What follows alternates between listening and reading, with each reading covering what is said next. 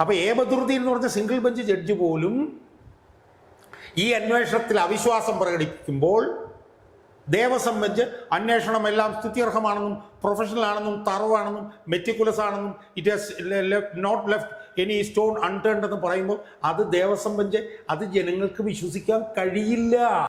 SIT അപ്പോൾ CPM-ന് തിരിച്ചടി ഉണ്ടാകുന്ന കാര്യങ്ങൾ SIT ചെയ്യുന്നില്ല, വ്യക്തമാണല്ലോ. CPM-ന് തിരിച്ചടി ഉണ്ടാകുന്ന കാര്യങ്ങൾ SIT ചെയ്തില്ല എന്ന് പറഞ്ഞു കഴിഞ്ഞാൽ അത് SIT-യുടെ വീഴ്ചയാണല്ലോ. ആ വീഴ്ചയെ എന്തുകൊണ്ടാണ് ദേവസ്വം ബെഞ്ച് എതിർക്കാത്തത്? അവിടെയാണ് ചോദ്യം. ക്രിമിനൽ ഗൂഢാലോചനയുമായി ബന്ധപ്പെട്ട് 9 കാര്യങ്ങൾ അന്വേഷിക്കണം എന്ന് SIT-യോട് ദേവസ്വം ബെഞ്ച് പറഞ്ഞതല്ലേ? പറഞ്ഞിട്ട് SIT എവിടെ എത്തി? SIT-യുടെ വീഴ്ചയല്ലേ അത്? ഇനിയുമുണ്ട് വീഴ്ച. ബഹുമാനപ്പെട്ട ദേവസ്വം ബെഞ്ചിലെ 2 ന്യായാധിപന്മാരും SIT-ക്ക് ക്ലീൻ ചിറ്റ് കൊടുക്കുമ്പോൾ ദേവസ്വം ബെഞ്ച് പറഞ്ഞ കാര്യങ്ങൾ തന്നെ SIT എന്തുകൊണ്ട് നടപ്പിലാക്കിയില്ല എന്നുള്ളത് ദേവസ്വം ബെഞ്ച് മറച്ചു വെക്കുകയല്ലേ? പക്ഷെ ദേവസ്വം ബെഞ്ചിന്റെ നിലപാടിൽ വെള്ളം ചേർക്കപ്പെട്ടിരിക്കുന്നു എന്നുള്ളത് ദേവസ്വം ബെഞ്ച് അംഗീകരിച്ചേ മതിയാവും. നമസ്കാരം. ശബരിമല സ്വർണ്ണക്കൊള്ള കേസിൽ 1-ാം പ്രതിയായ ഉണ്ണികൃഷ്ണൻ പോറ്റിക്കൂടി ഇന്നലെ ജാമ്യത്തിൽ ഇറങ്ങിയപ്പോൾ സത്യത്തിൽ ഹൈക്കോടതിയിൽ ഉള്ള ഒരു വിശ്വാസം കേരളത്തിലെ പൊതുസമൂഹത്തിന് നഷ്ടപ്പെട്ടിരിക്കുന്നു എന്നുള്ളതാണ് വസ്തുത. ആരൊക്കെ പുറത്തിറങ്ങിയാലും കേസിന്റെ അന്വേഷണം കൃത്യമായ രീതിയിൽ മുമ്പോട്ട് പോകും എന്നൊക്കെയാണ് കഴിഞ്ഞ 2 ദിവസം മുൻപ് ഹൈക്കോടതിയുടെ പരാമർശമെങ്കിലും അതിലൊന്നും ജനങ്ങൾക്ക് വിശ്വാസമില്ല. ഈ 1-ാം പ്രതിയായ പോറ്റിക്കൂടി പുറത്തിറങ്ങുമ്പോൾ അത് ചിലരെ സംരക്ഷിക്കാനുള്ള തന്ത്രത്തിൻ്റെ ഭാഗമായിട്ടാണ് എന്നും മറ്റുമുള്ള ഒരു പൊതുബോധം പൊതുസമൂഹത്തിന് മുന്നിലുണ്ട്. അതുപോലെ തന്നെ അറസ്റ്റ് ചെയ്യപ്പെടേണ്ട പല വ്യക്തികളും ഇപ്പോഴും പുറത്താണ് എന്നുള്ളതും സാധാരണക്കാരൻ്റെ യുക്തിക്ക് നിരക്കുന്ന രീതിയിൽ അവരൊക്കെ ധരിച്ചു വെച്ചിട്ടുണ്ട്. ഈ കേസ് നമ്മൾ ഇത്രയും ദിവസം നമ്മൾ കോടതിയെ വിശ്വസിച്ചു. പക്ഷേ എങ്ങനെ ഈ കേസിൻ്റെ ഒരു അന്ത്യം എങ്ങനെയായിരിക്കും, പര്യവസാനം? അല്ല, ഞാൻ പറഞ്ഞ പര്യവസാനത്തെക്കുറിച്ച് പറയാൻ എനിക്ക് കഴിയില്ല. അത് നമുക്കറിയില്ല എങ്ങനെ ഡെവലപ്പ് ചെയ്തു വരും. പക്ഷേ എന്നെ സംബന്ധിച്ചിടത്തോളം ഒരു പൊതുപ്രവർത്തകൻ എന്നുള്ള അഭിഭാഷകൻ എന്നുള്ള നിലയിലും ഹൈക്കോടതി ദേവസ്വം ബെഞ്ചിനെ അങ്ങേയറ്റം ടു ദ ഹിൽറ്റ് എന്ന് ഇംഗ്ലീഷിൽ പറയും, അങ്ങേയറ്റം പിന്തുണച്ചിട്ടുള്ള ഒരു പൊതുപ്രവർത്തന അഭിഭാഷകനാണ് ഞാൻ ഇന്നലെ ഒരു ചാനലിൽ പോയി കോടതിയുടെ ഈ നിലപാടിനെ അതിരൂക്ഷമായി വിമർശിച്ചപ്പോൾ എൻ്റെ അടുത്തൊരു സുഹൃത്ത് എനിക്കൊരു മെസ്സേജ് അയച്ചത് എന്താണെന്ന് ചോദിച്ചു കഴിഞ്ഞാൽ, മിസ്റ്റർ ഷാജാൻ, നിങ്ങൾ പിന്നെ ഈ ദേവസ്വം ബെഞ്ചിനെ വലിയ തോതിൽ പിന്തുണയ്ക്കുമ്പോൾ ദേവസ്വം ബെഞ്ചിനെതിരെ ഞാൻ 1 മാസങ്ങൾക്ക് മുമ്പ് വിമർശനം പറഞ്ഞിരുന്നു. അന്ന് ഞാൻ ദേവസ്വം ബെഞ്ചിനെ വിമർശിക്കുമ്പോൾ നിങ്ങൾ അതിശക്തമായി ദേവസ്വം ബെഞ്ചിനെ അനുകൂലിക്കുകയായിരുന്നു. എന്നാൽ ഇന്നലെ ഞാനൊരു ചാനലിൽ നോക്കുമ്പോൾ നിങ്ങൾ അതിരൂക്ഷമായി ദേവസ്വം ബെഞ്ചിനെ വിമർശിക്കുന്നത് കണ്ടു. അതുകൊണ്ട് എൻ്റെ നിലപാടിലേക്ക് നിങ്ങൾ വന്നതിൽ എനിക്ക് സന്തോഷം. അപ്പം ഞാൻ പറഞ്ഞു, ശരിയാണ്, ഞാൻ അന്ന് ദേവസ്വം ബെഞ്ചിനെ പിന്തുണച്ചിരുന്നു, ഇന്ന് ദേവസ്വം ബെഞ്ചിനെ ഞാൻ വിമർശിക്കുന്നു. അതിൻ്റെ പ്രധാനപ്പെട്ട കാരണം ദേവസ്വം ബെഞ്ചിൻ്റെ നിലപാടിൽ വന്ന വലിയ മാറ്റമാണ്. ഇതാണ് എൻ്റെ നിലപാട്. ഈ നിലപാടിൽ ദേവസ്വം ബെഞ്ചിന്റെ ഈ നിലപാട് മാറ്റം അത് ക്രമേണ വന്നതാണോ അതോ പെട്ടെന്നൊരു ദിവസം ഉണ്ടായതാണോ? ഏതെങ്കിലും ഒരു ഘട്ടത്തിൽ, അന്വേഷണത്തിന്റെ ഏതെങ്കിലും ഒരു ഘട്ടത്തിൽ സംഭവിച്ചതാണോ? ഇല്ല, ഞാനതിനെ കാണുന്നത്, ഒന്ന്, ദേവസ്വം ബെഞ്ചിന്റെ നിലപാടിൽ മാറ്റങ്ങൾ ഉണ്ടായിരിക്കും. അതിനെ വേണമെങ്കിൽ നമുക്ക് പൊടുന്നനെ ഉണ്ടായതെന്നും തന്ത്രി അറസ്റ്റ് ചെയ്യപ്പെട്ടതിന് ശേഷമൊന്നും ഒക്കെ വേണമെങ്കിൽ നമുക്ക് പറയാം. പക്ഷെ ദേവസ്വം ബെഞ്ചിന്റെ നിലപാടിൽ വെള്ളം ചേർക്കപ്പെട്ടിരിക്കുന്നു എന്നുള്ളത് ദേവസ്വം ബെഞ്ച് അംഗീകരിച്ചേ മതിയാവും. അംഗീകരിക്കാതെ പോകാൻ പറ്റില്ല. ഇപ്പൊ ദേവസ്വം ബെഞ്ച് കഴിഞ്ഞ ദിവസം പറഞ്ഞു, ഞങ്ങൾക്ക് SIT-യിൽ പരിപൂർണ വിശ്വാസമാണ്, പ്രതികൾ പിന്നെ ജാമ്യത്തിൽ പോയി എന്നുള്ളതുകൊണ്ട് അത് കേസിനെ ബാധിക്കണമെന്നില്ല, ഇത് വളരെ സങ്കീർണമായിട്ടുള്ള ഒരു കേസാണ്, ദേവസ്വം ബെഞ്ചിന് കുറച്ചുകൂടെ സമയം, അല്ല SIT കുറച്ചുകൂടെ സമയം കൊടുക്കണം എന്നൊക്കെ ദേവസ്വം ബെഞ്ച് പറഞ്ഞു. പക്ഷെ പറഞ്ഞതിൽ പിന്നെ ദേവസ്വം ബെഞ്ചിന് ചില ചില ഈ ബുദ്ധിമുട്ടുകൾ ദേവസ്വം ബെഞ്ചിനുണ്ട്. ദേവസ്വം ബെഞ്ചിനുള്ള 1-2 ബുദ്ധിമുട്ടുകൾ ഞാൻ ആദ്യം സൂചിപ്പിക്കാം. ദേവസ്വം ബെഞ്ചിനുള്ള ഒരു ബുദ്ധിമുട്ടെന്ന് പറഞ്ഞു കഴിഞ്ഞാൽ, ഈ SIT ദേവസ്വം ബെഞ്ചിന്റെ ഒരു കുഞ്ഞാണ്. അതായത് SIT-യിലെ അംഗങ്ങളെ കണ്ടെത്തിയത് തന്നെ ദേവസ്വം ബെഞ്ചിന്റെ നിർദ്ദേശപ്രകാരമായിരുന്നു എന്നുള്ളതാണ് താങ്കൾ അർത്ഥമാക്കുന്നത്. അതായത് ദേവസ്വം ബെഞ്ച് ആണ് SIT രൂപീകരിക്കാൻ തീരുമാനിച്ചത് എന്ന് മാത്രമല്ല, ദേവസ്വം ബെഞ്ച് SITയിലെ മുഴുവൻ ഉദ്യോഗസ്ഥന്മാരെയും നിർദ്ദേശിച്ചത് ദേവസ്വം ബെഞ്ചാണ്. എന്ന് പറഞ്ഞാൽ SITക്ക് നേതൃത്വം കൊടുക്കേണ്ട H വെങ്കടേശോ അല്ലെങ്കിൽ SITയുടെ പ്രധാനപ്പെട്ട അന്വേഷണ ഉദ്യോഗസ്ഥനായിട്ടുള്ള S ശശിധരനോ അല്ല. ഞാൻ മനസ്സിലാക്കുന്നത് ഏറ്റവും കീഴിലുള്ള സബ് ഇൻസ്പെക്ടറെ പോലും കോടതിയാണ് തീരുമാനിച്ചത്, ദേവസ്വം ബെഞ്ചാണ് തീരുമാനിച്ചത് എന്നിരിക്കെ അപ്പോൾ എന്താ പ്രശ്നം?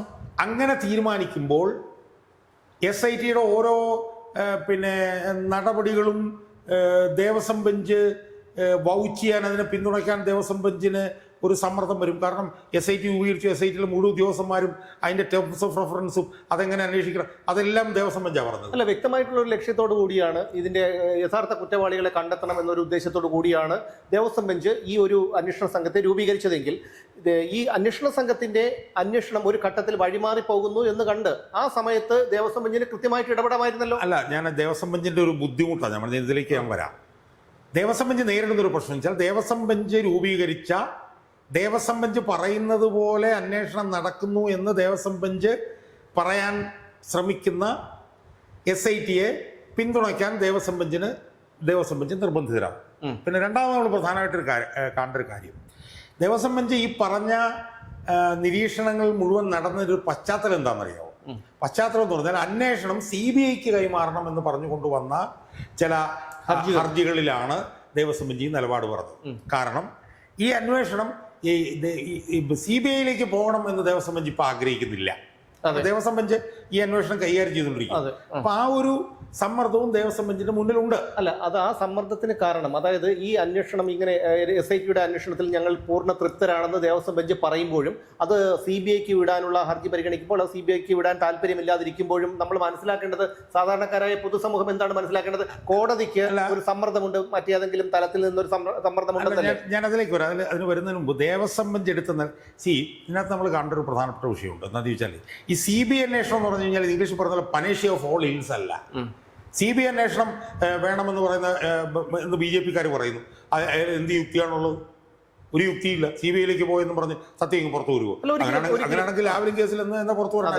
അപ്പൊ അതവിടെ നിൽക്കട്ടെ, അതല്ല പ്രശ്നം. പ്രധാനപ്പെട്ട പ്രശ്നം എന്ന് പറഞ്ഞാൽ എന്താ? പ്രധാനപ്പെട്ട പ്രശ്നം എന്ന് പറയുന്നത്, ഞങ്ങൾക്ക് ഈ അന്വേഷണത്തിൽ പൂർണ്ണ തൃപ്തിയുണ്ട്, ഇത് തറോ ആണ്, ഇത് വളരെ മെറ്റിക്കുലസ് ആണ്, ഇത് വളരെ പ്രൊഫഷണൽ ആണ്, it is an investigation which has left no stones unturned എന്നൊക്കെയാണല്ലോ ദേവസ്വം ബെഞ്ച് പറയുന്നത്.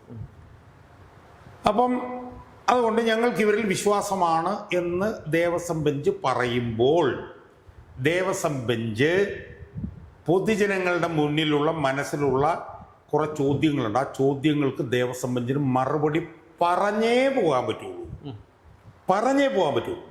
എന്താണ് അതിൻ്റെ കാരണങ്ങൾ? അത് നമ്മൾ പല അവസരങ്ങളിൽ പറഞ്ഞത് ഞാനിപ്പോൾ എല്ലാം കൂടെ ഒന്ന് ചേർത്ത് ഞാൻ പറയാം. അതിലൊന്ന് എന്ന് പറയുന്നത്, ദേവസ്വം ബെഞ്ചിൻ്റെ നവംബർ 5 വിധിന്യായത്തിലെ K എന്ന് പറഞ്ഞിട്ടുള്ള പോയിന്റിൽ പറയുന്ന 19 മുതൽ 26 വരെയുള്ള പാരഗ്രാഫ്സിൽ PS പ്രശാന്തിൻ്റെ പ്രസിഡൻഷിപ്പിൻ്റെ സമയത്ത് സെപ്റ്റംബർ 25 നടന്ന ദ്വാരപാലക ശില്പങ്ങളുടെ സ്വർണം പൂശലുമായി ബന്ധപ്പെട്ട് നടന്ന ക്രമക്കേടുകളെ കുറിച്ചുള്ള ദേവസ്വം ബെഞ്ചിന്റെ പരാമർശങ്ങളാണ്. ആ പരാമർശത്തെ കുറിച്ച് നമ്മൾ അന്ന് തന്നെ ചർച്ച ചെയ്തിരുന്നു. അതായത് ആ പരാമർശത്തിന്റെ അടിസ്ഥാനത്തിൽ വരുന്ന അടുത്ത ദിവസങ്ങളിൽ പ്രശാന്ത് അറസ്റ്റ് ചെയ്യപ്പെടും എന്നുള്ള ഒരു നിഗമനത്തിൽ നമ്മൾ എത്തി. നമ്മൾ പലതവണ ഉടനടി, പ്രത്യേകിച്ചും ഈ ഒരു പരാമർശം വന്നതിന് ശേഷം അപ്പം നമ്മൾ ഉടനടി പ്രശാന്തിന്റെ അറസ്റ്റ് നമ്മൾ പറയാൻ കാര്യം എന്താന്ന് പറഞ്ഞു കഴിഞ്ഞാൽ, പത്മകുമാറുമായി ബന്ധപ്പെട്ട വിഷയം വന്നു, പത്മകുമാർ അറസ്റ്റ് ചെയ്യപ്പെട്ടു. വാസുവുമായി ബന്ധപ്പെട്ടിട്ടുള്ള വിഷയങ്ങൾ SIT കണ്ടുപിടിച്ചു, വാസു അറസ്റ്റ് ചെയ്യപ്പെട്ടു. സ്വാഭാവികമായും ദേവസ്വം ബെഞ്ച് തന്നെ ദേവസ്വം ബെഞ്ചിൻ്റെ നവംബർ 5 വിധിന്യായത്തിൽ 19 മുതൽ 26 വരെയുള്ള പാരഗ്രാഫ്സിൽ PS പ്രശാന്തിൻ്റെ കാലത്ത് നടന്ന ക്രമക്കേടുകൾ എണ്ണി പറഞ്ഞിരിക്കുന്ന പശ്ചാത്തലത്തിൽ SITക്ക് പിന്നെ വേറെ ഒന്നും ചെയ്യാനില്ല. കാരണം PS പ്രശാന്തിന്റെ കാലത്ത് നടന്ന ക്രമക്കേടുകൾ SIT തന്നെ കോടതി തന്നെ എടുത്ത് SITയുടെ മുമ്പിലോട്ട് കൊടുക്കുകയാണ്. അത് വെച്ചുകൊണ്ട് SITക്ക് അവനെ പിടിച്ച് അകത്തിട്ടാൽ മതി. ഞാനതിലേക്ക് വരട്ടെ. അപ്പം അതുകൊണ്ട് തന്നെയാണ് നമ്മൾ നവംബർ 5 ഈ ഇടക്കാല ഉത്തരവ് വന്നതിനെ തുടർന്ന് നമ്മൾ PS പ്രശാന്ത് അറസ്റ്റിലായി പോകും എന്ന് നമ്മൾ ഇന്റർവ്യൂവിൽ പറഞ്ഞു. ഇപ്പോഴത്തെ അവസ്ഥ എന്താ? ആ വിധിന്യായം വന്നു കഴിഞ്ഞിട്ട് 3 മാസം കഴിഞ്ഞിരിക്കുന്നു. നവംബർ 5 കഴിഞ്ഞ്, ഡിസംബർ 5 കഴിഞ്ഞ്, ജനുവരി 5 കഴിഞ്ഞ്, ഫെബ്രുവരി 5, 3 മാസങ്ങൾ കഴിഞ്ഞിരിക്കുന്നു. സ്വാഭാവികമായും ദേവസ്വം ബെഞ്ച് പറയേണ്ട ആദ്യത്തെ, ഇപ്പോൾ ദേവസ്വം ബെഞ്ച് SIT തറവാണെന്നും പ്രൊഫഷണൽ ആണെന്നും മെറ്റിക്കുലസ് ആണെന്നും ഞങ്ങൾക്ക് തൃപ്തിയാണെന്നൊക്കെ പറയുമ്പോൾ ദേവസ്വം ബെഞ്ച് പൊതുജനങ്ങൾക്ക് കൊടുക്കേണ്ട മറുപടി എന്താ? ദേവസ്വം ബെഞ്ച് തങ്ങളുടെ നവംബർ 5 ഉത്തരവിൽ 19 മുതൽ 26 വരെ പാരഗ്രാഫ്സിൽ പറഞ്ഞ പ്രശാന്തിൻ്റെ കാലത്തുണ്ടായ ദ്വാരപാലക ശില്പങ്ങളുടെ സ്വർണം പൂശലുമായി ബന്ധപ്പെട്ട് നടന്ന ക്രമക്കേടിൻ്റെ അടിസ്ഥാനത്തിൽ PS പ്രശാന്തിനെ എന്തുകൊണ്ട് SIT അറസ്റ്റ് ചെയ്തില്ല എന്നുള്ള ചോദ്യത്തിന് ദേവസ്വം ബെഞ്ച് മറുപടി പറഞ്ഞേ പറ്റുള്ളൂ. കാരണം മെറ്റിക്കുലസും പ്രൊഫഷണൽ ആണെന്ന് പറയുമ്പോഴത്തേക്കും പ്രശാന്തിനെ അറസ്റ്റ് ചെയ്യണ്ടായിരുന്നു. അറസ്റ്റ് ചെയ്യണം. അല്ല, ഈ ചോദ്യമാണിത് പൊതുസമൂഹത്തിൽ ഉയർന്നുകൊണ്ടിരിക്കുന്ന ചോദ്യമാണത്. അപ്പൊ സ്വാഭാവികമായും PS പ്രശാന്തിനെ അറസ്റ്റ് ചെയ്യണം എന്നുള്ള ദേവസ്വം ബെഞ്ചിന്റെ പരോക്ഷമായിട്ടുള്ള അഭിപ്രായ പ്രകടനവും അതിനാവശ്യമായിട്ടുള്ള എല്ലാ വിവരങ്ങളും വസ്തുതകളും SITക്ക് ദേവസ്വം ബെഞ്ച് അവരുടെ ഇടക്കാല ഉത്തരവിൽ തന്നെ കൊടുക്കുകയാണ്. SITക്ക് പിന്നെ ഒന്നും ചെയ്യണ്ട. അതെ, SITക്ക് ദേവസ്വം ബെഞ്ച് പറഞ്ഞതനുസരിച്ച് പ്രശാന്തിനെ അറസ്റ്റ് ചെയ്താൽ മതി. അപ്പൊ ബഹുമാനപ്പെട്ട ദേവസ്വം ബെഞ്ചിലെ 2 ന്യായാധിപന്മാരും SITക്ക് ക്ലീൻ ചിറ്റ് കൊടുക്കുമ്പോൾ ദേവസ്വം ബെഞ്ച് പറഞ്ഞ കാര്യങ്ങൾ തന്നെ SIT എന്തുകൊണ്ട് നടപ്പിലാക്കിയില്ല എന്നുള്ളത് ദേവസ്വം ബെഞ്ച് മറച്ചു വെക്കുകയല്ലേ? അല്ല, അതോടൊപ്പം തന്നെ ഈ പ്രശാന്ത് അറസ്റ്റ് ചെയ്യപ്പെടാത്തതിനോടൊപ്പം തന്നെ ചേർത്ത് വയ്ക്കേണ്ട മറ്റൊരു കാര്യമാണ് ശങ്കർദാസ് അറസ്റ്റ് ചെയ്യപ്പെടാത്തത്, ചേർക്കപ്പെടാത്തത്. ഞാൻ അതിലേക്ക് വരുന്നതിന് മുമ്പ് ഉള്ള രണ്ടാമത്തെ വിഷയം എന്താണ്? രണ്ടാമത്തെ വിഷയം കടകംപള്ളി സുരേന്ദ്രനുമായി ബന്ധപ്പെട്ടിട്ടാണ്. കടകംപള്ളി സുരേന്ദ്രനെയും PS പ്രശാന്തിനെയും എന്തുകൊണ്ട് രഹസ്യാത്മകമായി SIT ചോദ്യം ചെയ്തു? വളരെ നിർണായകമായിട്ടുള്ളൊരു വിഷയമാണ്. കടകംപള്ളി സുരേന്ദ്രനും ഈ ഉണ്ണികൃഷ്ണൻ പോറ്റിയും തമ്മിലുള്ള ബന്ധം സംബന്ധിച്ച് എന്തുമാത്രം തെളിവുകൾ പുറത്തു വന്നു. ബാംഗ്ലൂരിൽ കടകംപള്ളി സുരേന്ദ്രൻ ഇയാളുമായിട്ടിരുന്ന് സ്വകാര്യ സംഭാഷണം നടത്തുന്ന ചിത്രം പുറത്തു വന്നു. കടകംപള്ളി സുരേന്ദ്രൻ മന്ത്രി എന്നുള്ള നിലയിൽ ഉണ്ണികൃഷ്ണൻ പോറ്റിയുടെ മകളുടെ നൂലുകെട്ടിനും ഉണ്ണികൃഷ്ണൻ പോറ്റിയുടെ അച്ഛൻ്റെ പിറന്നാളിനും അയാളുടെ വീട്ടിൽ ചെന്ന് അയാൾക്ക് ഉപഹാരം കൊടുക്കുന്നതുമായി ബന്ധപ്പെട്ടുള്ള വിഷയങ്ങൾ പുറത്തു വന്നു. അത്രയുണ്ടായിട്ടും എന്തുകൊണ്ട് കടകംപള്ളി സുരേന്ദ്രനെ അറസ്റ്റ് ചെയ്യുന്ന കാര്യത്തിൽ SIT മെല്ലെപ്പോക്ക് നടത്തി? കാരണം SIT പലപ്പോഴും കീഴ്ത്തട്ടിലുള്ളവർക്ക് മാത്രം ഈ ഗൂഢാലോചനയിൽ പങ്കെടുക്കാൻ പറ്റില്ല, മുകൾ തട്ടിലുള്ളവരുണ്ട്, ഹയർ എഷലൻസ് പറഞ്ഞില്ലേ, എന്തുകൊണ്ട് അയാളിലേക്ക് പോയി? രണ്ടാമത്തെ പ്രശ്നം. മൂന്നാമത്തെ ചോദ്യം ദേവസ്വം ബെഞ്ച് മറുപടി പറയേണ്ടതാണ് KP ശങ്കരദാസിന്റെ കാര്യം. പത്മകുമാറിനെ അറസ്റ്റ് ചെയ്തിട്ടും മറ്റവരെ പ്രതിയേർക്കാൻ പോലും തയ്യാറില്ല. അത് സിംഗിൾ ബെഞ്ചിന്റെ ഒരു പരാമർശത്തിന്റെ അടിസ്ഥാനത്തിലല്ലേ ഞാനതിലേക്ക് വരുന്നത്. എന്തുകൊണ്ട് സിംഗിൾ ബെഞ്ചിന് അങ്ങനെ ഒരു നിലപാട് എടുക്കേണ്ടി വന്നത് SITയുടെ ഗുരുതരമായിട്ടുള്ള വീഴ്ച കൊണ്ടല്ലേ? അതെന്തുകൊണ്ടാണ് ദേവസ്വം ബെഞ്ച് കാണാത്തത്? 3/7/2019 5/7/2019 ദേവസ്വം ബോർഡല്ലേ സ്വർണം ചെമ്പാക്കണം എന്നുള്ള തീരുമാനം എടുത്തത്? ആ ദേവസ്വം ബോർഡ് എന്ന് പറഞ്ഞാൽ പത്മകുമാർ മാത്രമാണോ? ആ ദേവസ്വം ബോർഡ് എന്ന് പറഞ്ഞാൽ പത്മകുമാറും KP ശങ്കരദാസും വിജയകുമാറും കൂടെ ചേർന്നല്ലേ ബോർഡ്. സ്വാഭാവികമായി SIT ഈ 3 പേരെ ഒരുമിച്ചല്ലേ പ്രതിയാക്കുക, അറസ്റ്റ് ചെയ്യുകയും ചെയ്യേണ്ടിയിരുന്നത്. ഈ 3 പേരിൽ ഒരാളെ മാത്രം പ്രതിയാക്കി. അപ്പൊ ദേവസ്വം ബെഞ്ച് ഏത് മാളത്തിലായിരുന്നു ദേവസ്വം ബെഞ്ച്? അവസാനം ഏമധൃതി എന്ന് പറഞ്ഞിട്ടുള്ള സിംഗിൾ ബെഞ്ച് ജഡ്ജിന്റെ നിരന്തരമായിട്ടുള്ള ഇടപെടലുകളെ തുടർന്നിട്ടല്ലേ വിജയകുമാർ അറസ്റ്റ് ചെയ്യപ്പെട്ടതും KP ശങ്കരദാസിന്റെ അറസ്റ്റ് രേഖപ്പെടുത്തിയതും? രണ്ടാമത്തത്. മൂന്നാമത്തെ കാര്യം, താൻ പ്രതിയാണെന്ന് അറിഞ്ഞപ്പോൾ ശങ്കരദാസ് ആശുപത്രിയിൽ പോയി കിടന്നു. തനിക്കെതിരെയുള്ള പരാമർശങ്ങൾ റദ്ദാക്കണമെന്ന് പറഞ്ഞ് സുപ്രീം കോടതി ചെന്നപ്പോൾ സുപ്രീം കോടതി ഹർജി എടുത്ത് ചവിട്ടോട്ടെ കളഞ്ഞു. എന്നിട്ടും KP ശങ്കരദാസ് രോഗമായി ആശുപത്രി കിടക്കുകയാണ്, അയാളെ ചോദ്യം ചെയ്യാൻ പറ്റില്ല എന്നല്ലേ SIT പറഞ്ഞത്? ഏറ്റവും വലിയ തെറ്റല്ലേ ഇത്? ഏറ്റവും വലിയ നിയമവിരുദ്ധമായിട്ടുള്ള കാര്യമല്ലേ? അവസാനം ഏമധൃതിയുടെ വിധിന്യായത്തെ തുറന്നിട്ടല്ലേ അയാളെ ആശുപത്രി ചെന്നിട്ട് അറസ്റ്റ് രേഖപ്പെടുത്തേണ്ടി വന്നത്? SITയുടെ ഏറ്റവും വലിയ വീഴ്ചയല്ല. അപ്പൊ തന്നെ അയാൾക്ക് യാതൊരു അസുഖവും ഇല്ലെന്ന് മനസ്സിലാക്കിയപ്പോൾ തന്നെ മനസ്സിലാക്കണം SIT ഒത്തുകളിക്കുകയായിരുന്നു. അപ്പൊ അങ്ങനെ വന്നപ്പോഴത്തേക്കും ഇയാളുടെ രോഗം എന്താണ്, ഇയാൾക്ക് എന്തെങ്കിലും രോഗമുണ്ടോ എന്നൊക്കെ ഏമധൃതിയും ചോദിച്ചു. എക്സ്പെർട്ട് കമ്മിറ്റി വെച്ചിട്ട് എനിക്ക് റിപ്പോർട്ട് തരണമെന്ന് പറഞ്ഞു. അതിനെ തുടർന്ന് ഡോക്ടർമാരെ നോക്കിയപ്പോഴത്തേക്ക് അയാൾക്കൊരു രോഗമില്ല. അയാളെ കൊണ്ടുവന്ന് പിന്നെ ജയിലിൽ ആശുപത്രി സെല്ലിലേക്ക് മാറ്റി. ജയിൽ ആശുപത്രി സെല്ലിലേക്ക് മാറ്റി. അപ്പോൾ അത് SITയുടെ വീഴ്ചയല്ലേ? അപ്പം ഇത്തരം അതുപോലെ തന്നെ പിന്നെ ബഹുമാനപ്പെട്ട ദേവസ്വം ബെഞ്ചിൻ്റെ ഒക്ടോബർ 21 വിധിന്യായത്തിൽ ക്രിമിനൽ ഗൂഢാലോചനയുമായി ബന്ധപ്പെട്ട് 9 കാര്യങ്ങൾ അന്വേഷിക്കണം എന്ന് SITയോട് ദേവസ്വം ബെഞ്ച് പറഞ്ഞതല്ലേ? പറഞ്ഞിട്ട് SIT എവിടെ എത്തി? SITയുടെ വീഴ്ചയല്ലേ ഇത്? ഇനിയുമുണ്ട് വീഴ്ച. ഇത് 998 വരെ അന്വേഷിക്കണമെന്ന് CPM അല്ലേ പറഞ്ഞുകൊണ്ടിരുന്നു? ആ വാദത്തിലേക്ക് ദേവസ്വം ബെഞ്ച് എത്തിയതില്ലേ? അതിൻ്റെ യുക്തി എന്താ? 2 FIRകൾ രണ്ടും പിന്നെ ഇപ്പോൾ 2019 മുതൽ 25 വരെയുള്ള വിഷയങ്ങളിലല്ലേ FIRകൾ ഇട്ടത്? അത് അന്വേഷിച്ച് എവിടെയെങ്കിലും എത്തുകയായിരുന്നില്ലേ ചെയ്യേണ്ടിയിരുന്നത്? അതിന് പകരം 98 മുതൽ അന്വേഷിക്കണം എന്ന് പറഞ്ഞ പിന്നെ CPMൻ്റെ പിന്നെ വാദത്തിലേക്ക് SIT ആദ്യം പോയി, അതിനു പുറമെ ദേവസ്വം ബെഞ്ച് പോയി. അപ്പം എന്താണ് ദേവസ്വം ബെഞ്ചിൻ്റെ വിശ്വാസ്യത? അതുപോലെ തന്നെ വാജിവാഹനത്തിൻ്റെ വിഷയത്തിലും പിന്നെ SITയുടെ അന്വേഷണത്തിൽ വെള്ളം ചേർത്തു, അതും പിന്നെ ദേവസ്വം ബെഞ്ച് സമ്മതിച്ചു. അപ്പോൾ അതുകൊണ്ട് ഒരു കാര്യം വളരെ വ്യക്തമാണ്. SITയുടെ അന്വേഷണത്തിൽ തങ്ങൾ തൃപ്തരാണെന്ന് പറയുന്ന ദേവസ്വം ബെഞ്ചിൻ്റെ നിലപാടുകളോട് പൊതുമണ്ഡലം യോജിക്കുന്നില്ല.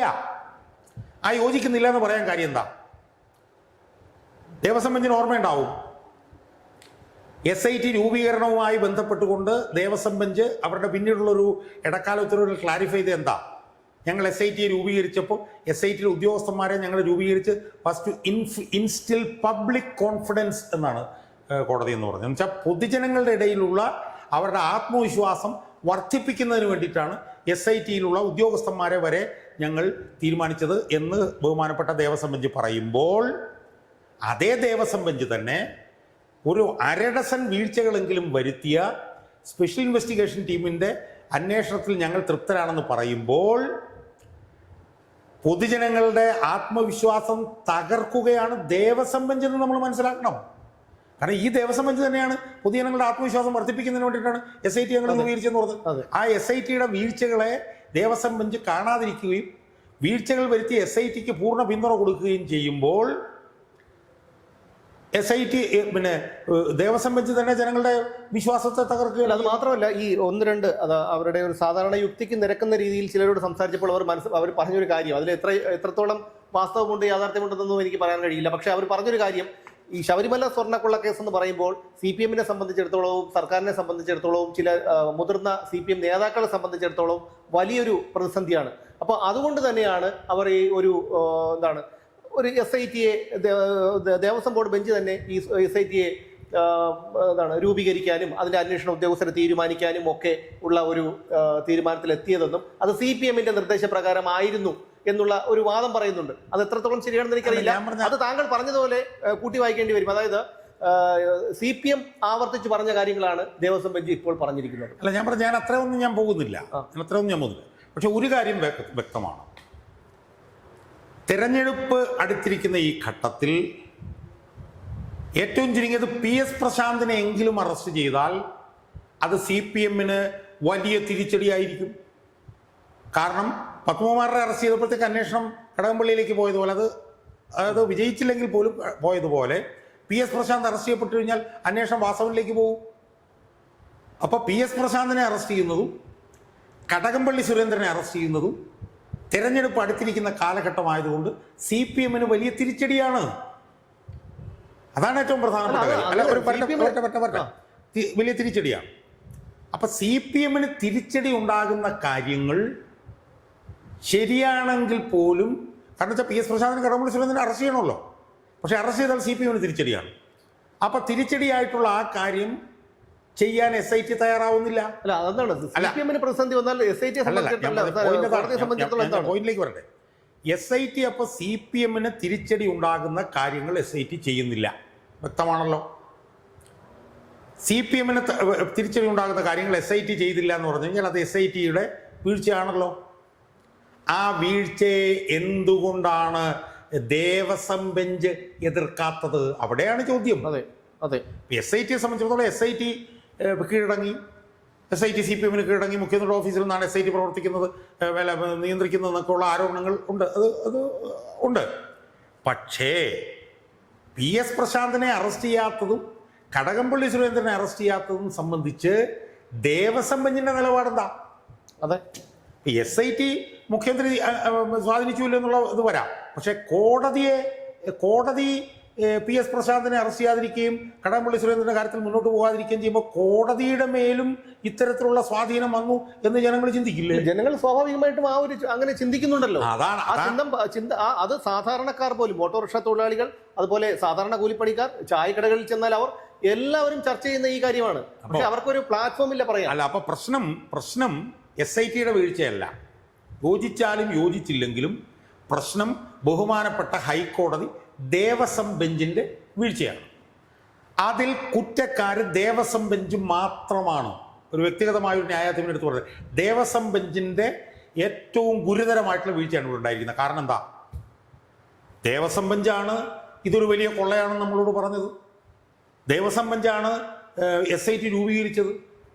ദേവസ്വം ബെഞ്ചാണ് ജനങ്ങളിലുള്ള വിശ്വാസം വർദ്ധിപ്പിക്കേണ്ടതിൻ്റെ ആവശ്യത്തെക്കുറിച്ച് പറഞ്ഞത്. ദേവസ്വം ബെഞ്ചാണ് അയ്യപ്പൻ്റെ കോടികളുടെ സ്വത്ത് കൊള്ളയടിച്ചുകൊണ്ട് പോയത് എന്ന് നമ്മളോട് പറഞ്ഞത്. ദേവസ്വം ബെഞ്ചാണ് ഉണ്ണികൃഷ്ണൻ പോറ്റിയെ നമുക്ക് പരിചയപ്പെടുത്തി തന്നത്. ദേവസ്വം ബെഞ്ചാണ് സുഭാഷ് കപൂറിനെ കുറിച്ചിട്ട് പറഞ്ഞത്. ദേവസ്വം ബെഞ്ചാണ് ദേവസ്വം ബോർഡിലെ ഉന്നതർക്ക് ഇതിൽ ബന്ധമുണ്ടെന്ന് പറഞ്ഞത്. അന്താരാഷ്ട്ര ബന്ധങ്ങളെ കുറിച്ച് പറഞ്ഞത് അതാണ് സുഭാഷ് കപൂർ. അപ്പൊ അതുകൊണ്ട് തന്നെ ഇതിൽ വലിയ കൊള്ള നടന്നിട്ടുണ്ടെന്നും ഇതിൽ വലിയ ഗൂഢാലോചന നടന്നിട്ടുണ്ടെന്നും ആ ഗൂഢാലോചനയിൽ വൻ തോക്കുകൾ ഉൾപ്പെട്ടിട്ടുണ്ടെന്നും നമ്മളോട് പറഞ്ഞു തന്ന അതേ ദേവസ്വം ബെഞ്ച് തന്നെ ആ ഉന്നതർ സംരക്ഷിക്കപ്പെടുമ്പോൾ എന്താണ് ദേവസ്വം ബെഞ്ചിന്റെ നിലപാട് എന്ന് ചോദിക്കുമ്പോൾ ദേവസ്വം ബെഞ്ച് മിണ്ടാതിരിക്കുന്നു എന്ന് മാത്രമല്ല, ദേവസ്വം ബെഞ്ച് SITക്ക് ക്ലീൻ ചിറ്റ് പോലും കൊടുക്കുന്നു. ഇവിടെയുള്ള പ്രധാനപ്പെട്ട പ്രശ്നം എന്താ? SITക്ക് ദേവസ്വം ബെഞ്ച് ക്ലീൻ ചിറ്റ് കൊടുക്കുമ്പോൾ ജനങ്ങൾ വിശ്വസിക്കാത്തതിന്റെ കാരണം എന്താ? SITയിൽ അവിശ്വാസം രേഖപ്പെടുത്തിയത് ഇതേ ഹൈക്കോടതി തന്നെയാണ്.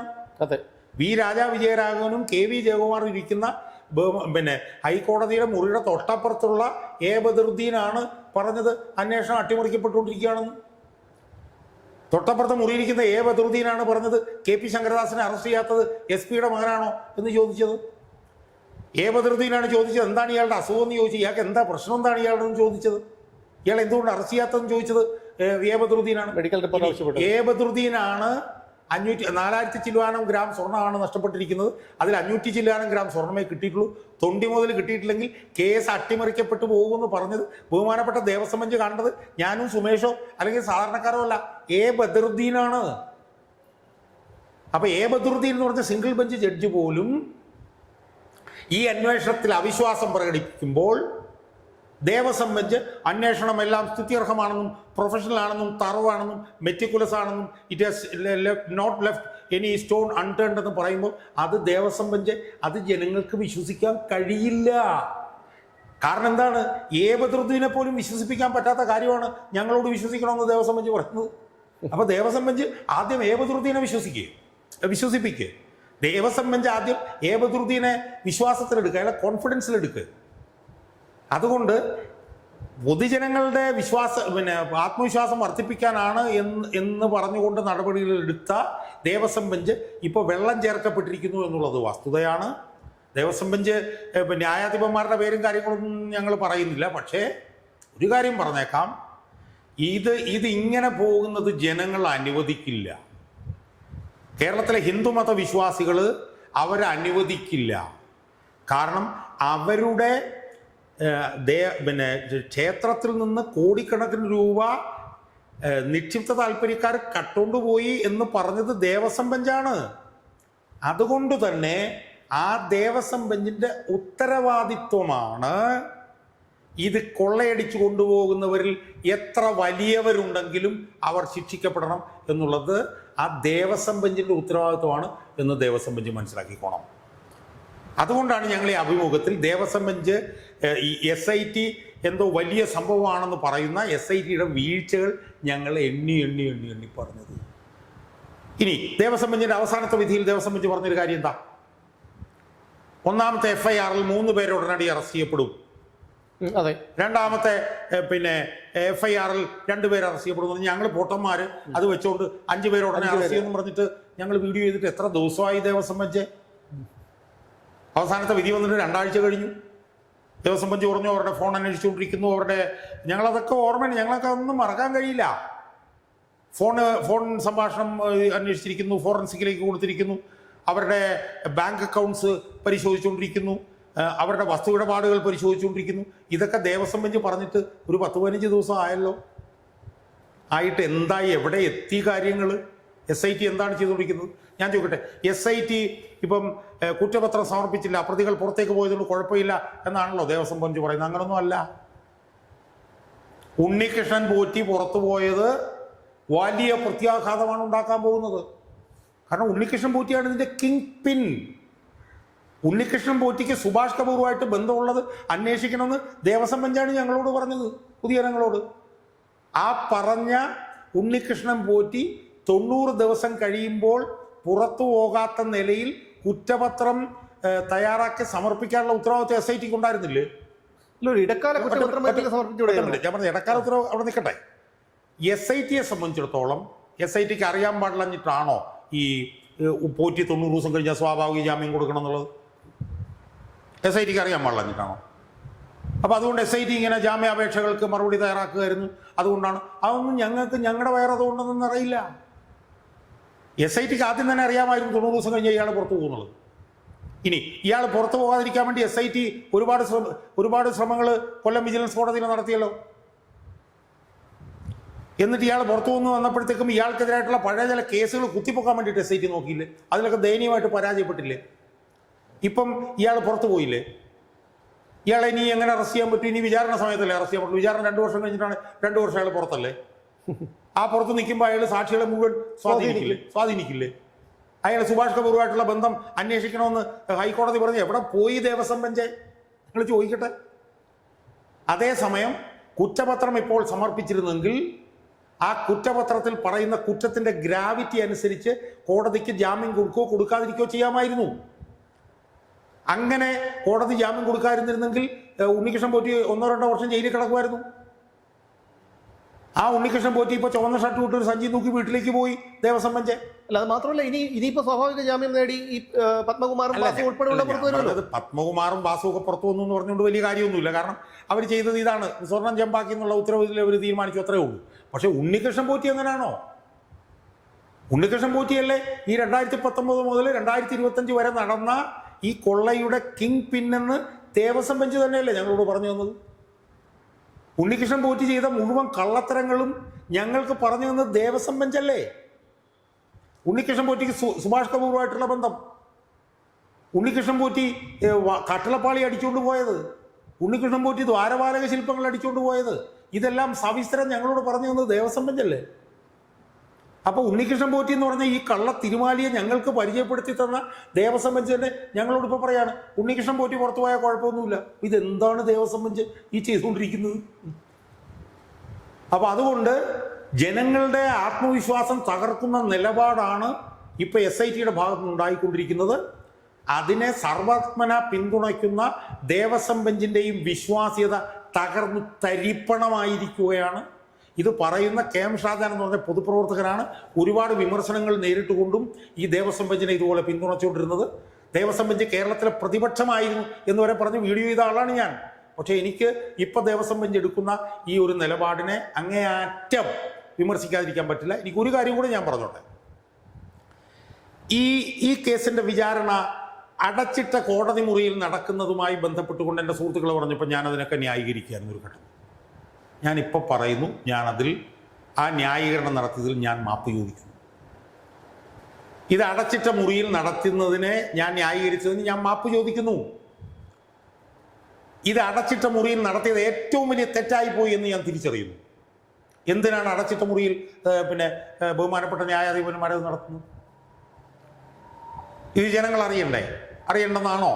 അല്ല, ഇതൊരു പീഡന കേസോ അതുപോലുള്ള ഒരു കേസാണെങ്കിൽ ശരി, അടച്ചിട്ട മുറിയിൽ നമുക്ക് ന്യായീകരിക്കാം. ഇതൊരു വലിയ പെരുങ്കൊള്ള. ഈ പെരുങ്കൊള്ള സംബന്ധിച്ചുള്ള വിശദാംശങ്ങൾ ജനങ്ങൾ അറിയണ്ടേ?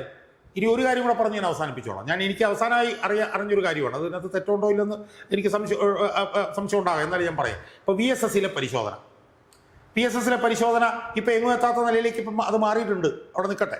ഞാൻ മനസ്സിലാക്കിയത് CRPC-യിലെ 239 എന്ന് പറഞ്ഞ വകുപ്പുണ്ട്. അത് BNS-ലെ മറ്റോ മാറി വന്നിട്ടുണ്ട്. പക്ഷേ CRPC-യിലെ 239 വകുപ്പ് അനുസരിച്ച് ചില സ്ഥാപനങ്ങൾ നോട്ടിഫൈ ചെയ്യപ്പെട്ടിട്ടുണ്ട് ഇതുപോലുള്ള പരീക്ഷണങ്ങൾ നടത്താൻ, ഇതുപോലുള്ള പരിശോധന നടത്താൻ കുറേ സ്ഥാപനങ്ങൾ നോട്ടിഫൈ ചെയ്യപ്പെട്ടിട്ടുണ്ട്. ആ നോട്ടിഫൈ ചെയ്യപ്പെട്ട സ്ഥാപനങ്ങളുടെ ലിസ്റ്റിൽ VSSC ഇല്ല എന്നാണ് ഞാൻ മനസ്സിലാക്കുന്നത്. അപ്പോൾ ഇതുപോലുള്ള നിർണായകമായിട്ടുള്ള പരിശോധന നടത്താൻ ഈ 239 എന്ന് പറഞ്ഞ വകുപ്പ് പ്രകാരം നോട്ടിഫൈ ചെയ്തിട്ടുള്ള സ്ഥാപനങ്ങളുടെ ലിസ്റ്റിൽ VSSC ഇല്ല എങ്കിൽ വിചാരണ സമയത്ത് VSSC കൊണ്ടുവരുന്ന നിരീക്ഷണങ്ങൾ കോടതിയിൽ അഡ്മിസിബിൾ ആകാതെ വരും, അംഗീകരിക്കപ്പെടാതെ വരും. അതൊരു വലിയ തിരിച്ചടി ആയി മാറാനുള്ള സാധ്യതയുണ്ട് എന്ന് കൂടിയാണ് പറയുന്നത്. അതുകൊണ്ട് കൂടുതൽ ഞാൻ ദീർഘിപ്പിക്കുന്നത്, എനിക്ക് പറയാനുള്ളത് ദേവസ്വം ബെഞ്ചിൻ്റെ വിശ്വാസ്യത ഇപ്പോൾ തകർന്ന് തരിപ്പണമായിരിക്കുക.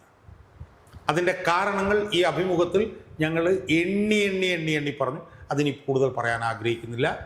അതുകൊണ്ട് അതിൽ നിന്ന് രക്ഷപ്പെടുത്താൻ ഇതിനു മുമ്പുള്ള പല വീഡിയോകളിലും പറഞ്ഞ പോലെ ദേവസ്വം ബെഞ്ചിന് കഴിയും. അങ്ങനെ കഴിയണമെങ്കിൽ ദേവസ്വം ബെഞ്ച് പറഞ്ഞ കാര്യങ്ങൾ നടക്കണം. ഇലക്ഷനാണോ ഇല്ലയോ എന്നുള്ളതും ക്രിമിനൽ ജസ്റ്റിസ് ഡെലിവറി സിസ്റ്റത്തിനെ ബാധിക്കാൻ പറ്റില്ല. ക്രിമിനൽ ജസ്റ്റിസ് ഡെലിവറി സിസ്റ്റം അതിൻ്റെ വഴിക്ക് പോകണം. ഒരാളെ ഞങ്ങൾ അറസ്റ്റ് ചെയ്യേണ്ട, കൊലക്കേസിൽ ഒരാൾ കുറ്റവാളിയായി ഞങ്ങൾ അറസ്റ്റ് ചെയ്തില്ല, ഇലക്ഷൻ കഴിഞ്ഞ് അറസ്റ്റ് ചെയ്യുമെന്ന് പറയാൻ പറ്റുമോ? പറ്റില്ലല്ലോ. ശബരിമല പെരുങ്കൊള്ളയിൽ ഞങ്ങൾ PS പ്രസാദിനെയും കടകംപള്ളി സുരേന്ദ്രനെയും ഇലക്ഷൻ കഴിഞ്ഞ് അറസ്റ്റ് ചെയ്യുള്ളൂ എന്ന് പറയാൻ പറ്റുമോ? അതുകൊണ്ട് ഇതിൽ പങ്കാളികളാണെന്ന് ദേവസ്വം ബെഞ്ച് തന്നെ കണ്ടെത്തിയിട്ടുള്ള ആളുകളെ അറസ്റ്റ് ചെയ്യാൻ ദേവസ്വം ബെഞ്ച് താമസിച്ചാൽ ദേവസ്വം ബെഞ്ച് നിയന്ത്രിക്കപ്പെടുന്നത് സൗത്ത് ബ്ലോക്കിൽ, സെക്രട്ടേറിയറ്റിലെ സൗത്ത് ബ്ലോക്കിൽ നിന്നാണോ എന്ന സംശയം ഞങ്ങൾ പറയുന്നതല്ല, പൊതുജനങ്ങളുടെ ഇടയിൽ ഉണ്ടായാൽ അവരെ കുറ്റപ്പെടുത്താൻ പറ്റില്ല എന്ന് മാത്രമേ ഈ അവസരത്തിൽ ദേവസ്വം ബെഞ്ചിനോട് പറയാറുള്ളൂ. എന്നെ പോലെയുള്ള സാധാരണക്കാർ അന്ന് തന്നെ വിചാരിച്ചിരുന്നതാണ്, അന്ന് തന്നെ ഞങ്ങൾ ഈ അഭിമുഖങ്ങളിൽ പറയുകയും ചെയ്തിരുന്നു, ഒരിക്കലും ഈ കേസ് നേരായ മാർഗത്തിൽ പോകില്ല, ഈ കേസ് അട്ടിമറിക്കപ്പെടും. കാരണം ഇതിൻ്റെ പ്രതിസ്ഥാനത്തുള്ളത് CPM-ലെ ഉന്നത നേതാക്കളാണ്. അതുകൊണ്ട് തന്നെ എന്തു വില കൊടുത്തും അത് അട്ടിമറിക്കപ്പെടേണ്ടത് അവരുടെ നിലനിൽപ്പിൻ്റെ ആവശ്യമാണ്. അവരത് ചെയ്യും. ഒരു രാഷ്ട്രീയ എതിരാളിയെ പോലും കൊന്നുതള്ളാൻ കെൽപ്പുള്ള CPM-ന് അവരെ ഇതുപോലെയുള്ള അവരുടെ പാർട്ടിയുടെ അടിത്തറ തന്നെ തകർക്കാൻ ശേഷിയുള്ള ഒരു കേസിനെ അട്ടിമറിക്കാൻ അവർ ഏതറ്റം വരെയും പോകുമെന്ന് മനസ്സിലാക്കാൻ ചെറിയൊരു പ്രതികരണം ഞാൻ ഈ വാദഗതിയോട് യോജിക്കുന്നില്ല. അതിന്റെ കാരണം എന്താണെന്ന് ചോദിച്ചാൽ, ഇപ്പൊ ഇരിക്കുന്ന ഗവൺമെന്റിന്റെ അവസാന നിമിഷങ്ങളാണ്. ഇപ്പൊ ദേവസ്വം ബെഞ്ച് കൂടെ മനസ്സിലാക്കാൻ വേണ്ടിയിട്ട് ഞാൻ പറയുകയാണ്, ഈ ഗവൺമെന്റിന് ഇനി ആയുസില്ല. ഈ ഗവൺമെന്റ് ഒരു 2-3 മാസം കൂടെ നിൽക്കാൻ പോകുന്നുള്ളൂ. അത് കഴിഞ്ഞാൽ ഈ ഗവൺമെന്റ് തീരുകയാണ്. അതുകൊണ്ട് ദേവസ്വം ബെഞ്ചിനോട് എനിക്ക് സൂചിപ്പിക്കാനുള്ളത്, അടുത്ത് വരുന്ന ഗവൺമെന്റ് സ്വതന്ത്രമായി ഈ വിഷയങ്ങൾ അന്വേഷിക്കും. അടുത്ത് വരുന്ന ഗവൺമെന്റ് ഇത് സ്വതന്ത്രമായി അന്വേഷിക്കുകയും PS പ്രശാന്തിനെയും കടകംപള്ളി സുരേന്ദ്രനെയും ഒക്കെ ഉൾപ്പെടെ ചിലപ്പോൾ അറസ്റ്റ് ചെയ്തിരിക്കും തെളിവുകളുണ്ടെങ്കിൽ. അതുകൊണ്ട് ആ സാധ്യത ദേവസ്വം ബോർഡ് മുന്നിൽ കണ്ടാക്കൊള്ളാം. നാളെ സർക്കാർ മാറി വന്ന് ആ സർക്കാർ ഈ PS പ്രശാന്തിനെയും കടകംപള്ളി സുരേന്ദ്രനെയൊക്കെ അറസ്റ്റ് ചെയ്യുമ്പോഴത്തേക്ക് ദേവസ്വം ബെഞ്ച് നാണം കെട്ടുപോകും. അതുകൊണ്ട് ആ നാണക്കേട് ഉണ്ടാകാതിരിക്കണമെങ്കിൽ ഇപ്പോൾ ദേവസ്വം ബെഞ്ച് തങ്ങൾ പറഞ്ഞ കാര്യങ്ങൾ നടപ്പിലാക്കിയാൽ അവരുടെ വിശ്വാസ്യത അവർക്ക് നിലനിർത്താം. അത്ര എനിക്ക് സൂചിപ്പിക്കാം. ആ വാദഗതിയോടും എനിക്ക് എതിരഭിപ്രായമുണ്ട്. കാരണം ഇപ്പോൾ പിണറായി വിജയന്റെ ഒരു കാർബൺ കോപ്പി പോലെ പ്രവർത്തിക്കുന്ന പ്രതിപക്ഷ നേതാവ് VD സതീശൻ ഒരു മന്ത്രിസഭയിൽ ഉണ്ടെങ്കിൽ ഒരു കാരണവശാലും നടക്കാൻ പോകുന്നില്ല. നമ്മളങ്ങനെ പറയേണ്ട കാര്യമില്ല. കാരണം എന്താ വെച്ചാൽ VD സതീശൻ മുഖ്യമന്ത്രി ആയാൽ മന്ത്രിസഭയിൽ ഉണ്ടെങ്കിൽ പോലും അതില്ല.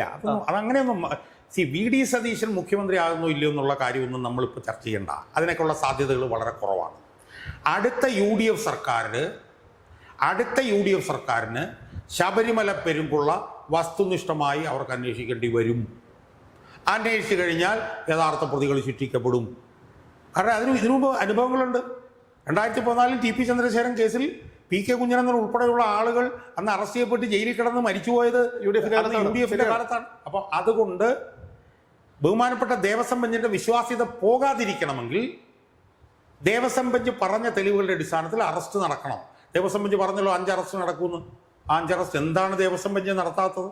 അത് നടത്താൻ ദേവസ്വം ബെഞ്ച് നിലപാടെടുത്താൽ ദേവസ്വം ബെഞ്ചിന് കൊള്ളാം, അത്രയും മാത്രമേ എനിക്ക് സൂചിപ്പിക്കാം.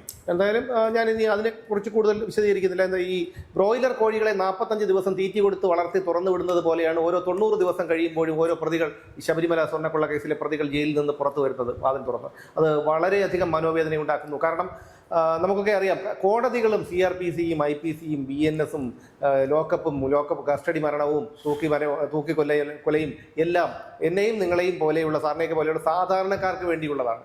ഇതൊക്കെ വമ്പന്മാർക്കും രാഷ്ട്രീയ മുതലാളിമാർക്കും വേണ്ടിയുള്ളതല്ല. ഇവിടെ ഒരു രാഷ്ട്രീയക്കാരനും കേരളത്തിൽ ഇടമലയാർ കേസിൽ ബാലകൃഷ്ണപിള്ള ഒഴികെ വേറെ ഒരു രാഷ്ട്രീയക്കാരനും ഇവിടെ ശിക്ഷിക്കപ്പെട്ടിട്ടില്ല. ആന്റണി രാജു പോലും ചട്ടിക്കേസിൽ വളരെ മിടുക്കനായി പുറത്തിറങ്ങി നടക്കുന്നു. അപ്പോൾ അതുകൊണ്ട് അതിലേക്കൊന്നും ഞാൻ വരുന്നില്ല. പക്ഷേ നിരാശ തോന്നുന്നു. ഒരു കാര്യത്തിൽ എനിക്ക് പ്രതീക്ഷയും തോന്നുന്നു. കാരണം ഞാനൊരു കടുത്ത അയ്യപ്പ വിശ്വാസിയാണ്. ഒരുപക്ഷെ സാറിനത് യോജിക്കാൻ കഴിയില്ല എങ്കിൽ പോലും ഞാനൊരു കടുത്ത അയ്യപ്പ വിശ്വാസിയാണ്. അയ്യപ്പനിൽ എനിക്ക് പരിപൂർണ്ണ വിശ്വാസമുണ്ട്. അതുകൊണ്ട് തന്നെ ഇതിൽ അട്ടിമറിക്കപ്പെട്ടവരും അട്ടിമറിക്കാൻ സഹായം ചെയ്തവരും ഒന്നും അവരുടെ തലമുറ പോലും ഗതി പിടിക്കില്ല എന്നുള്ള കാര്യത്തിൽ എനിക്ക് പരിപൂർണ്ണ വിശ്വാസമുണ്ട്.